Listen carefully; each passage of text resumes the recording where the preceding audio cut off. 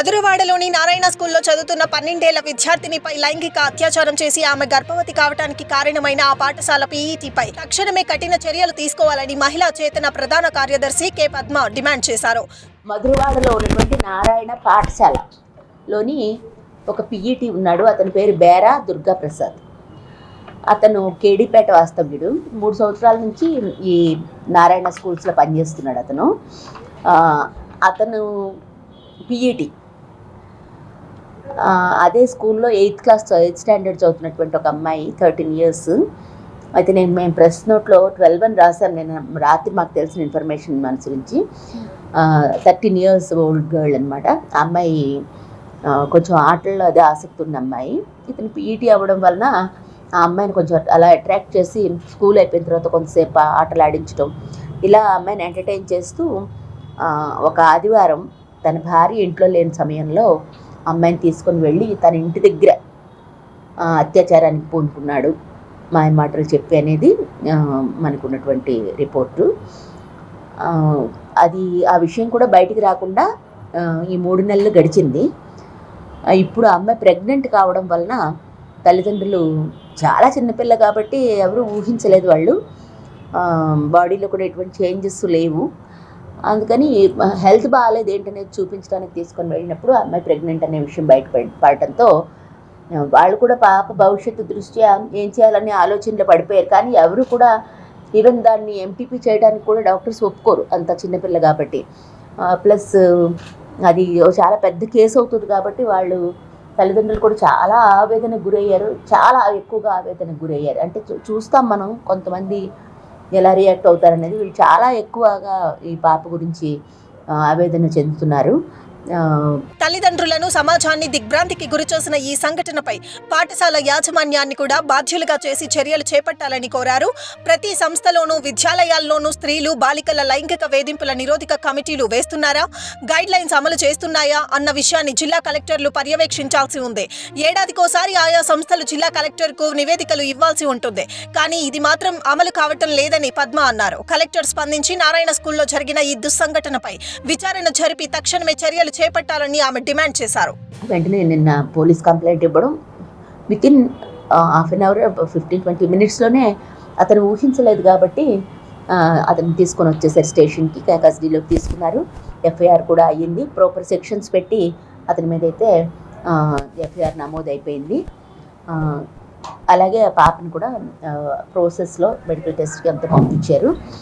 Police వైపు నుంచి జరిగినటువంటి ఇది. కానీ మేము ప్రత్యేకంగా ఇది ఎందుకు మాట్లాడాలని మిమ్మల్ని పిలిచామంటే, స్కూల్స్లో ఇలాంటివి జరగకూడదు. ఈ అవేర్నెస్ అంటే వాళ్ళుగా తల్లిదండ్రులు వచ్చి మీడియా ముందు మాట్లాడి మా పాపకి ఇలా జరిగిందని వాళ్ళు చెప్పలేరు. కాబట్టి సమాజంగా మనం ఈ విషయంలో మేము ఈ బాధ్యత తీసుకున్నాం. ఎందుకంటే స్కూల్స్లో ఇలాంటివి జరుగుతున్నాయి. ముఖ్యంగా పీఈటీలు, కొంతమంది టీచర్స్కి ఇటువంటి ఛాన్సెస్ ఉంటాయి. ఏ రకంగా అంటే పిల్లల్ని ఎక్స్ట్రా కరికులర్ యాక్టివిటీలోకి తీసుకొని వచ్చేటప్పుడు ఆ అవకాశాన్ని వినియోగించుకునేటటువంటి దుర్బుద్ధిని కొంతమంది ప్రదర్శిస్తారు. ముఖ్యంగా టీచర్స్కి పిల్లలు అవైలబుల్గా ఉంటారు, అందుబాటులో ఉంటారు. గర్ల్స్ స్టూడెంట్స్ అందుబాటులో ఉన్నారని చాలామంది టీచర్స్ భావిస్తారు. అందుబాటులో ఉన్న వస్తువులుగా పిల్లల్ని చూడటం అనేది ఈ సెక్షువల్ థాట్స్ సరిగ్గా లేని టీచర్స్కి ఇది ఒక అవకాశంగా ఉంటుంది. కాబట్టి తల్లిదండ్రులు దీని మీద ఎంత ఆలోచించుకున్నా ఏం ఉపయోగం లేదు. ఎందుకంటే 9 గంటలకు 8 గంటలకు స్కూల్లోకి వెళ్ళిన పిల్లలు మళ్ళీ వీళ్ళు గేటు బయట మళ్ళీ పిల్లల్ని కాంటాక్ట్ అవుతారు. ఆ లోపల ఏం జరుగుతుంది అనేది దానికి ఎవరు బాధ్యత వహిస్తారంటే చట్టం వహిస్తుంది. చాలా స్పష్టంగా ఆర్టికల్ 11లో వచ్చినటువంటి సవరణలు కానీ, రేప్ చట్టం 376 376 రేప్ యాక్ట్లో వచ్చినటువంటి సవరణలు కానీ, సెక్షన్ 354లో వచ్చిన సవరణలు, అలాగే సుప్రీంకోర్టు దీని మీద చాలా స్పష్టమైనటువంటి గైడ్లైన్స్ ఇచ్చింది.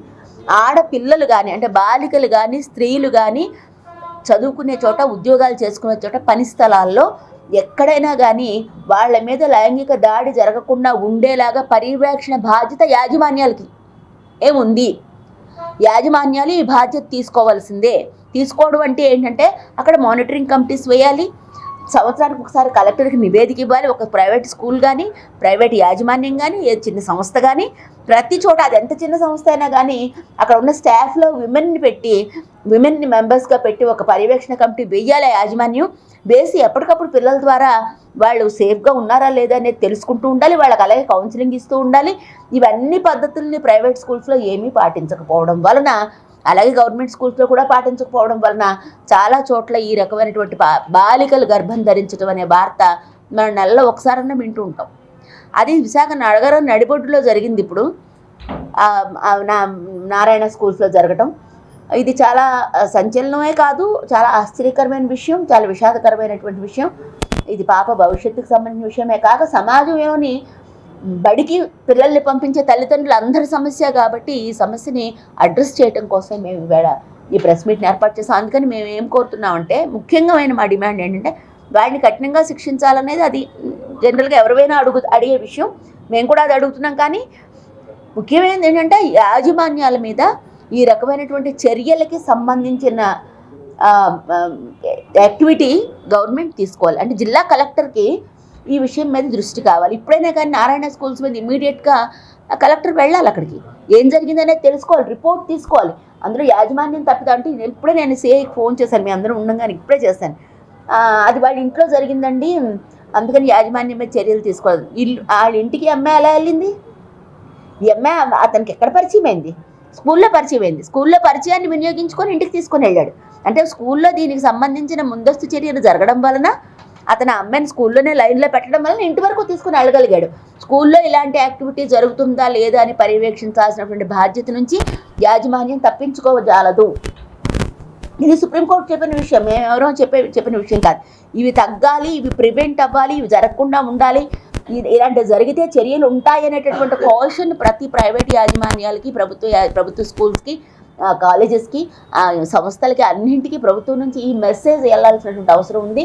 మా డిమాండ్ నారాయణ స్కూల్ మీద వెంటనే కలెక్టరు వెళ్ళి కూర్చొని ఏం జరిగిందో తెలుసుకుని యాజమాన్యం మీద తగిన చర్యలు తీసుకోవాలనే దాన్ని మేము డిమాండ్ చేస్తున్నాము. అలాగే ఆ టీచర్ ఎవడైతే ఉన్నాడో వాడిని ప్రాపర్ సెక్షన్స్ పెట్టారు, పోక్సో పెట్టారు, అలాగే ఇతర సెక్షన్స్ దానికి సంబంధించి అన్నీ బాగా పెట్టారు. సెక్షన్స్ పెట్టడమే కాదు, తొందరగా ఛార్జ్ షీట్ వేసి బేరా దుర్గా ప్రసాద్ అంటే నాకు ప్రశ్న ఒకటి రాసాక పేరు తెలుసుకున్నాను నేను. బేరా BERA. మేడం గారు, ఇప్పుడు ఏదైతే ఈ మైనర్ బాలికకి కాలేజ్ యాజమాన్య సంబంధం లేదు, స్కూల్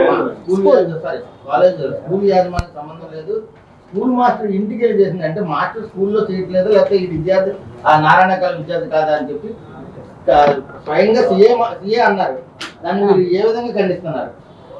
ఖండిస్తున్నాను నేను. అది ఎక్కడ కూర్చుని మాట్లాడాను ఆయన, అది కాదండి. ఆ మాట అనకూడదు. ఆయన ఏమన్నాలంటే మేము దాని మీద దర్యాప్తు జరుగుతుంది, అయితే పర్టికులర్ ఇన్సిడెంట్ అతని ఇంట్లో జరిగింది అనేది చెప్పాడు అతను. ఆ ఇంట్లో జరిగినా కూడా ఇది స్కూల్కి సంబంధించిన విషయమే. ఎందుకంటే స్కూల్లోనే ఆ అమ్మాయి ఆ మాస్టర్ గారికి పరిచయం, లేకపోతే ఆ అమ్మాయికి అతను కేడీపేట, ఆ అమ్మాయి మధురవాడ, ఎలా సంబంధం ఉంటుంది? సంబంధం ఉండదు కదా. ఆ అమ్మాయి స్టూడెంట్ అవ్వడం వల్లనే అతనికి అవైలబిలిటీలోకి వచ్చింది. కాబట్టి తప్పకుండా స్కూల్లోనే ఈ కథ మొదలైంది. కానీ కంచికి చేరింది ఎక్కడంటే వాడి ఇంట్లో. కాబట్టి ఈ కథ ఎక్కడ జరిగిందంటే కథకు అంకురార్పణ స్కూల్లో జరిగింది. కాబట్టి ఆ స్కూల్ యాజమాన్యం మీద చర్య తీసుకోవాలని అడగడం కోసం మేము ఈ ప్రెస్ మీట్ పెట్టాం. నేను అదే విషయం సిఐకి కూడా చెప్పాను, మీరు విన్నారో లేదో. మేము ఇప్పుడు ప్రెస్ మీట్ పెట్టామండి, స్కూల్ యాజమాన్యం మీద మీరు చర్యలు తీసుకోవాలనేది డిమాండ్ చేయడానికి పెట్టాము అంటే, లేదు మేడం గారు ఇంటి దగ్గర జరిగింది సెలవు రోజున అని. అంటే దానికి నేను ఏం చెప్పాలంటే ఇంటి వరకు అమ్మాయి ఎలా వెళ్ళింది? అతను మాస్టర్ కాబట్టి కదా వెళ్ళింది.